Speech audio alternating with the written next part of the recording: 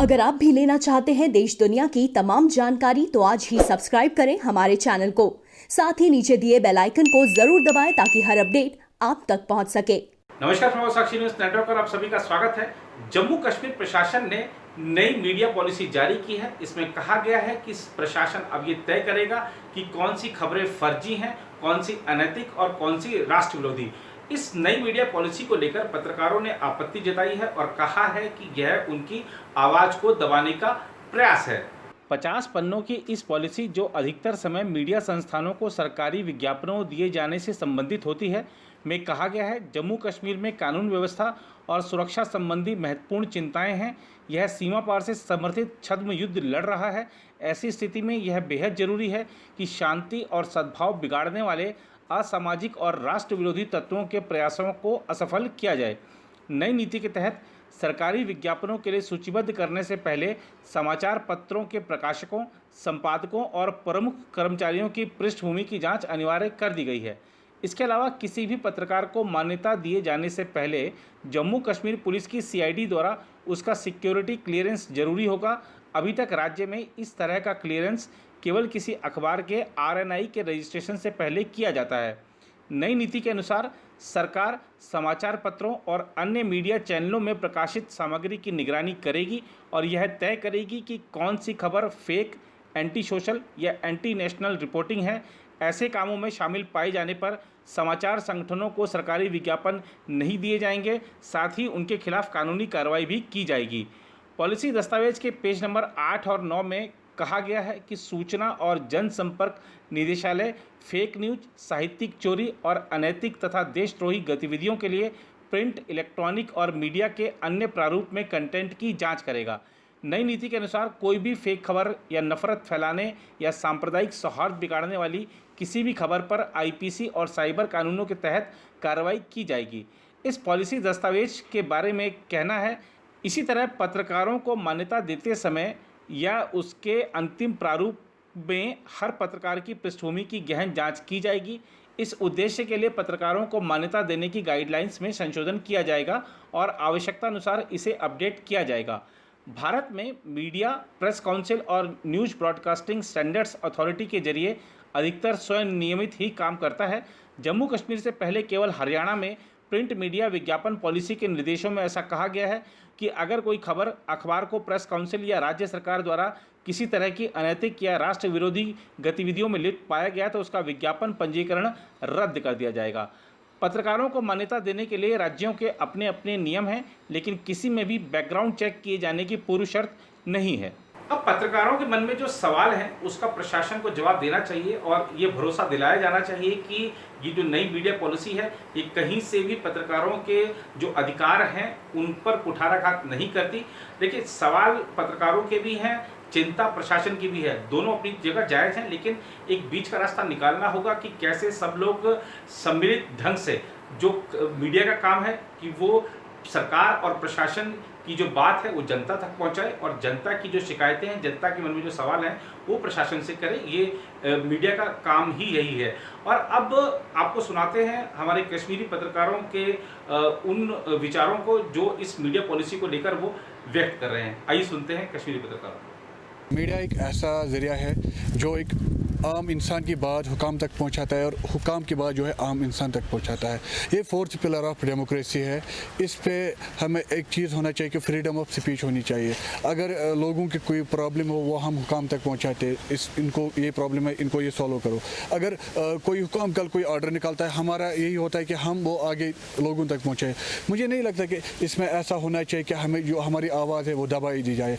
ऐसे भी मामले होते हैं कभी बहुत बड़े ब्यूरोक्रेट्स के मसाइल होते हैं, उन पर हम सवाल करते हैं गवर्नमेंट से। वो ऐसा नहीं होना चाहिए कि हमारी आवाज़ दब जाए। अब दूसरा सवाल रहा है जो फेक न्यूज़ है, उनमें जो एड्स का मसला बन गया है, वो मुझे लगता है सही डिसीजन है। अगर कोई फेक न्यूज़ करता है, अगर किसी का ऐड कट जाता है, उसमें कोई गलत बात नहीं है, उसका वेलकम करते हैं। और तीसरी बात जो है एग्रीडेशन है। मैं ये कहूँगा कि हर हमेशा यहाँ के जो लोकल जर्नलिस्ट है, जो छोटे जर्नलिस्ट होते हैं, उनके साथ इस्तेसाल होता है। तो मुझे लगता है कि एक अच्छा कानून ये भी है कि अगर जो एक छोटा जर्नलिस्ट जर्नलिस्ट है, अगर उसकी एग्रीडेशन के लिए गवर्नमेंट ही उसके सपोर्ट करे तो बहुत बेहतर है, क्योंकि यहाँ के जो सीनियर जर्नलिस्ट होते हैं वो कभी नहीं चाहते कि जो हमारे लोकल जर्नलिस्ट है, छोटे जर्नलिस्ट है, वो कभी आगे हो जाए। मगर जो वो बात है, जो फ्रीडम ऑफ स्पीच है प्रेस की, मुझे नहीं लगता उसमें गवर्नमेंट हमें दबोचना चाहिए। देखिए, पर्टिकुलरली जम्मू एंड कश्मीर पर ये ऐसे कानून बनाना ये इनजस्टिस है। इनजस्टिस इस लिहाज से है क्योंकि हर एक जगह पर डेमोक्रेसी में इसको फोर्थ पिलर माना जाता है। जब इस फोर्थ पिलर के बारे में आप ऐसा मतलब सरमन जारी करेंगे कि यहाँ पर जो भी जर्नलिस्ट है वो ऐसे क्वेश्चंस नहीं पूछ सकते हैं जो जिससे वायलेशन क्रिएट हो सकती है, क्योंकि जर्नलिस्ट उसका नाम होता है जो मतलब यहाँ पर ऐसे सवाल पूछे जिससे वो स्टोरी निकले, जिससे उसके अंदर क्या है वो निकाल पाए। तो मुझे लगता है कि जो इन्होंने आर्डर पास किया है ये पूरी तरह से अगेंस्ट द जर्नलिस्ट फर्टिलिटी है। हर एक को इसको एकजुट होकर इसकी मुखालफत करनी पड़ेगी। जर्नलिस्ट फर्टिलिटी के पास जो इसकी एसोसिएशन होती है उनके थ्रू ये रिपोर्ट देते तो वो बहुत ही ज़्यादा अच्छा रहता, क्योंकि CID जो है यहाँ पर आए दिन उनके तबादले होते हैं, उनकी ट्रांसफ़र होती है, लेकिन जो जर्नलिस्ट फ्रेटर्निटी की अपनी एसोसिएशन होती है उनको पता होता है कि कौन सा जर्नलिस्ट कब आया है और कौन सा एलिजिबल है एक्रेडिटेशन के लिए। तो गवर्नमेंट को चाहिए था as compare to the CID report उनको एसोसिएशन से रिपोर्ट माननी चाहिए थी। देखिए, पूरे हिंदुस्तान में बताया जा रहा था कि जर्नलिस्ट का फ्रीडम कर्टेल किया गया है, लेकिन यहाँ पर ऑन फील्ड उन्होंने एक ऑर्डिनेंस दे करके, एक ऑर्डर दे करके उसको पूरी तरह से प्रूव करके बताया कि हम कर्टेल कर रहे हैं। मुझे ये चीज़ समझ नहीं आ रही, सेंसर बोर्ड जहाँ एक टाइम पे मूवीज़ में काम आता था, मीडिया में सेंसर बोर्ड का क्या काम है, मुझे समझ नहीं आया, क्योंकि एक तरह का सेंसर बोर्ड ही है जो हमारी खबरों को अब सेंसर करेगा। ऐसा तो हम कुछ यहाँ पे दिखा नहीं रहे। ऐसा कंटेंट जो आप देख लीजिए, बेसिकली सेंसरशिप होता है 18+ कंटेंट के लिए, वो हम शो नहीं कर रहे। आप उससे पहले भी आपने देखा होगा जम्मू कश्मीर के अंदर किस तरह से जो जर्नलिस्ट हैं उन पर UAPA एक्ट्स लगाए गए, उन पर FIRs लगाए गए फॉर देयर वर्क और फॉर देयर पर्सनल व्यूज़। तो ऐसे मुझे लग नहीं रहा किसी भी तरह के ऐसे ऑर्डर की जम्मू कश्मीर में ज़रूरत है, क्योंकि जम्मू कश्मीर में एक जर्नलिस्ट जो भी दिखाता है वो ग्राउंड सिचुएशन होती है। अब कुछ लोग उसको देखने के लिए तैयार नहीं है, वो बात अलग है, कुछ लोग उसको एक्सेप्ट करने के लिए तैयार नहीं है, वो बात अलग है। अगर हम एक व्यू पॉइंट दिखा रहे हैं तो उसका मतलब ये नहीं है कि हम उनको प्रमोट कर रहे हैं, उसका मतलब ये है कि हम आपको बता रहे हैं कि आपके लूप होल्स कहाँ पर है, आपने काम कहाँ पर करना है, हम आपको ये बता रहे हैं किस तरह से आपने मॉडिफाई करवानी है लोगों की। जिस तरह से आप कहते हैं हम सोच पे काम कर रहे हैं, उस सोच पे आपको काम करना है हमें फ्रीडम दे करके, ताकि हम आपको वो सोच बता सके कि आपने कहाँ पर काम करना है, कौन सी सोच आपने बदलनी है। अब ये ऑर्डर्स निकाल करके आप हमें भी एक तरह से एक डिलेमा में रख रहे हैं कि हम काम करें कि नहीं करें, क्योंकि आप देख लीजिए कश्मीर में आए दिन, पिछले हफ्ते भी आपने देखा एनकाउंटर्स हुए। अब अगर हम उस एनकाउंटर की स्टोरी को कवर करेंगे वो सेंसर हो जाएगी, वो स्टोरी चलेगी नहीं, क्योंकि वो एक तरह से नेगेटिविटी प्रमोट कर रही है सोसाइटी के अंदर। पर वो एक खबर है हमारे लिए जम्मू कश्मीर में एज ए जर्नलिस्ट काम करने के लिए। तो अगर ऐसी चीज़ों को कर्टेल किया जाएगा तो एक तरह से straight forward curtailment of the freedom of speech for journalist है, क्योंकि हम पहले से ही आप देख लीजिए इतने खौफ में होते हैं जर्नलिस्ट यहाँ पर जम्मू कश्मीर में, जो किसी भी खबर को करने से पहले 100 बार सोचते हैं कि करे कि नहीं करे। लेकिन अब तो बिल्कुल उनको सोचने का मौका भी नहीं दिया जाएगा कि आप करिए नहीं करिए, सीधे से बोला गया कि अब आप नहीं करेंगे।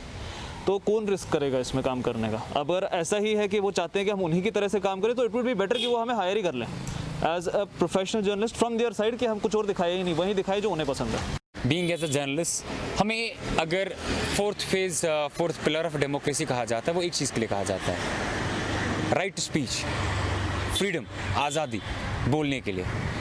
एक चीज़ जो नई पॉलिसीज़ आई है, जहाँ तक आपने सवाल किया कि पॉलिसीज़ को लेके, एक फैक्ट मुझे इसमें बहुत अच्छा लगा कि क्रॉस चेक करना कि न्यूज़ किस हद तक सही है, वो बात बिल्कुल वो होना चाहिए, ताकि जो फेक न्यूज़ सर्कुलेट होते हैं, क्योंकि आप भी जानते हैं कि we are living in the 4th phase of journalism, that is mobile journalism.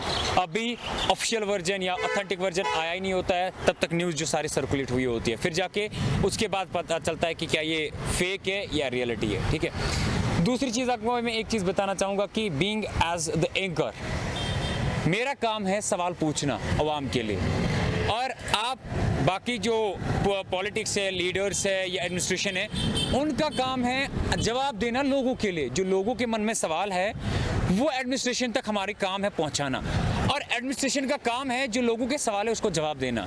अब जाके हमारे जर्नलिज्म में क्या है कि टफ क्वेश्चंस को लेके क्या हम नहीं पूछ सकते? बीइंग एज ए जर्नलिस्ट, फिर जर्नलिस्ट किस काम का? हम लोग, हमारा काम ये है कि लोगों की आवाज़ बनना, लोगों के मसाइल आप लोगों तक पहुंचाना, लोग अभी क्या सफ़र कर रहे हैं, क्या देख रहे हैं, वो एडमिनिस्ट्रेशन तक पहुंचाना, और हमारा काम है एडमिनिस्ट्रेशन का उससे जवाब ले लेना। उसमें कुछ ऐसे भी सवाल होंगे जो मेरे हिसाब से टीके सवाल जिसको हम कहते हैं, ठीक है, या कुछ ऐसे इंटरव्यूज भी होते हैं जिसको हम 3rd डिग्री इंटरव्यू कहते हैं। अगर हमें उस चीज़ का हक नहीं दिया जाएगा कि हम किससे टफ सवाल पूछ सके, फिर जर्नलिज्म किस काम का? ये चीज़ मैंने जैसे आपको पहले ही बताया कि वो बात क्रॉस चेक, फैक्ट चेक करना, वो बहुत अच्छा स्टेप है इसमें। लेकिन राइट टू स्पीच हमें दे दीजिए। ये बीइंग एज अ जर्नलिस्ट मैं ये तो नहीं करूँगा कि जो ऑफिशियल एडमिनिस्ट्रेशन चाहेगी, जो मतलब सेंटर चाहेगा या बाकी जो चाहेगा, हम उस पर काम करें, लेकिन जो वो कहेंगे हम वही चलाएं। ये कहाँ का जर्नलिज्म है? हम बीइंग एज अ जर्नलिस्ट, हमारा काम है आवाज़ बनना लोगों की, हमारा काम है उनसे जवाब लेना जो रूल कर रहे थे, जो एडमिनिस्ट्रेशन चला रहे हैं, उनसे सवाल करना लोगों के लिए। अगर आप उसको टफ क्वेश्चन कहते हैं तो डेफिनेटली हमारे पास कोई और वे नहीं है। देखिए सर, सबसे बड़ी बात, अगर मैं right to speech article 19A, हमें एक अंडर द इंडियन कॉन्स्टिट्यूशन हमें एक हक मिलता था राइट टू स्पीच। अब जो कल मीडिया पॉलिसी आई है उसमें मुझे लग रहा है कि अब हमारी जो आवाज़ है इसको अब धीरे धीरे दबाया जा रहा है। अब हम, मेरे ख्याल से जो मुझे समझ में आया, मैं नहीं, जितना मुझे समझ में आया, मुझे नहीं लग रहा है कि हम अब जो भी हायर अथॉरिटी है उसके उनके ऊपर कोई क्वेश्चन करे। हम तो हमारी जो काम होती है, हम आवाज़ बनते हैं लोगों की। तो अब अगर कोई मसला होता था किसी सोसाइटी में, तो हम वो आवाज़ हायर अथॉरिटी की तरफ लेके जाते थे। लेकिन अब जो कल पॉलिसी आई है उसमें साफ यही कहा जाता, मुझे लगा कि अब मेरे ख्याल से अब हमें वो क्वेश्चंस नहीं आते हैं उसमें, तो ये बहुत गलत बात है, ऐसा नहीं होना चाहिए। हम लोगों की आवाज़ें हैं और हम अगर हम है तो सोसाइटी डेवलप हो जाएगी, अगर क्योंकि हम वो आवाज़ बनते हैं लोगों की और सरकार की तरफ लेके जाते हैं वो आवाज़।